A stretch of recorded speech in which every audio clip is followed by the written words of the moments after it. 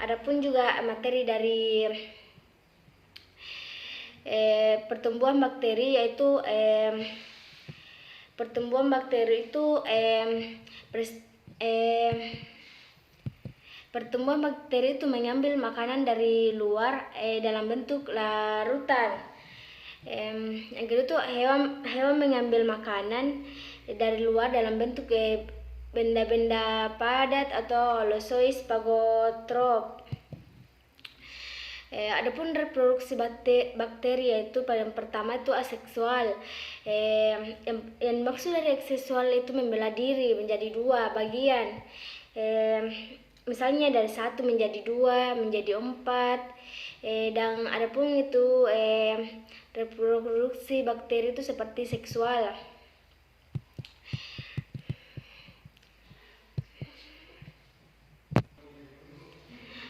Adapun waktu di antara pembelahan disebut generation time. Dari ini berlainan untuk setiap jenis kuman. Misalnya Escherichia coli 15 sampai 29 menit, Salmonella type 23 sampai 24 menit. Adapun fase pertumbuhannya itu fase initial, fase eksponensial, fase stadioner, dan fase deklinasi. Yang dimaksud dengan fase inisial ini, fase menyelesaikan diri. Umumnya itu 2 jam, belum berkembang biak. Hanya bakteri yang kuat dapat bertahan. Aktivitas metabolismenya itu sangat tinggi untuk persiapan fase selanjutnya. Adapun fase eksponensialnya itu jumlah bakterinya bertahan dengan sangat cepat, 1 menjadi 2 menjadi 4 tersebut, tetapi sampai titik C, karena zat makanan semakin berkurang dan jumlah bakterinya itu semakin banyak. Zat metabolit yang beracun semakin banyak. Yaitu adapun fase stationer, yaitu jumlah bakteri statis dengan tetap, jumlah bakteri yang lahir dengan jumlah yang mati. Adapun terjadi kompetisi memperebutkan makanan. Adapun fase deklinasi, yaitu jumlah bakteri yang berkurang karena jumlah bakteri yang lebih banyak daripada jumlah lahirnya. Adapun jumlah makanan yang semakin sedikit daripada dapat terjadi bentuk abnormal polusi, yaitu adapun bakteri yang mampu terbentuk spora. Fase deklinasi ini dapat berlangsung lama seperti Neisseria gonorrhea 72 jam.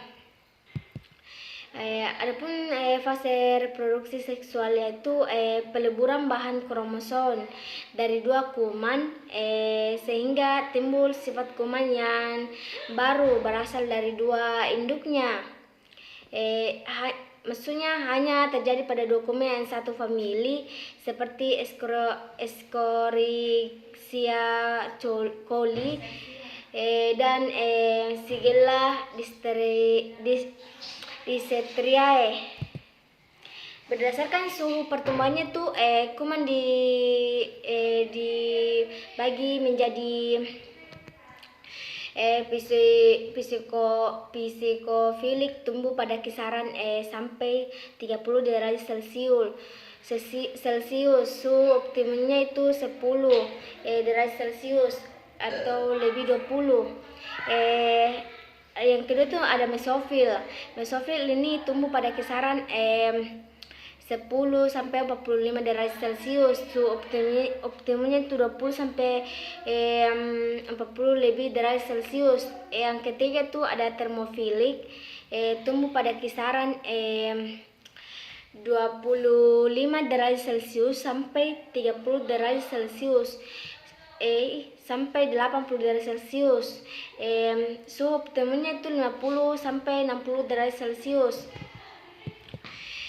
Berdasarkan kebutuhan oksigen, kuman dibedakan menjadi kuman aerob obligat hidup tanpa oksigen toksis terhadap golongan kuman ini seperti Clostridium tetani, Treponema pallidum.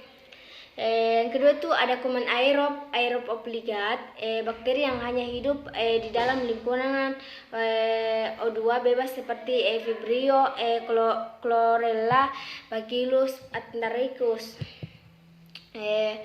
Adapun kuman fakultatif aerob, bakteri yang hidup di dalam lingkungan baik yang mengandung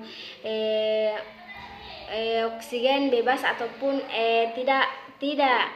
Misalnya Salmonella type atau Streptococcus pyogenes.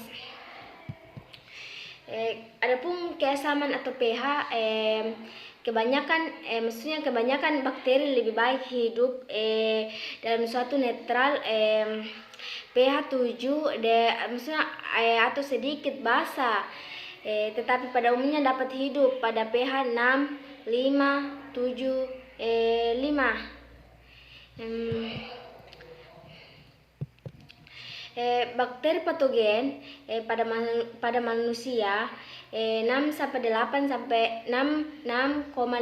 sampai 7,4 pada darah.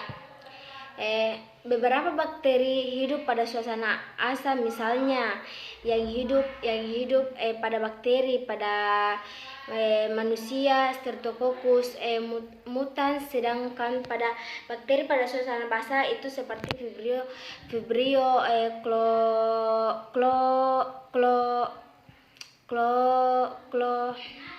Chlorella. Berdasarkan sumber nutrisinya itu ada satu itu bakteri autoklaf, bakteri yang dapat menggunakan CO2 sebagai sumber C-nya bagi pertumbuhan dan sintesis metabolismenya itu tubuhnya.